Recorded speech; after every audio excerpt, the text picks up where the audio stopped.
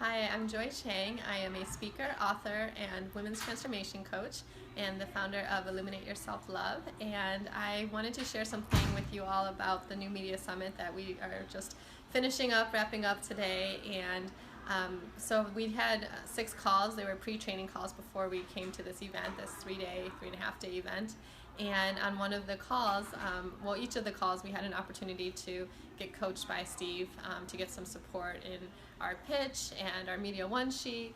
And so I got on one of the calls and said that I wanted to be supported, and so you get the option of either doing audio or video, and I decided to do video and audio. And so when I was on that call, I was very vulnerable and said, I really basically don't know what the heck I'm doing, and felt pretty kind of embarrassed, but I was willing to do that because I knew I really needed the help. And so I was willing to be vulnerable, I was willing to ask for the support, and I was willing to go on camera with it so that I could be seen. And as a result of that, the next day I went to a networking event, and this woman there came up to me. I had a vendor table, and so I had my book there, just finished, released my book called The Naked Truth, A Woman's Journey to Self-Love, and so I had my book there, and I was selling books and my offerings, and she came up to me, she said, "Hey, I want to talk to you," and I said, "Sure," and she said, "Were you on the call with Steve yesterday?"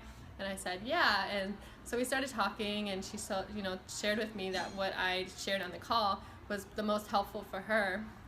And then, after a while, she said, I'm like, "Oh, so I'll see you, at the summit, right?" And she said, "Yeah, I'm actually one of the podcast hosts." And so she said, "Because I know you now, like, I definitely want you on my show."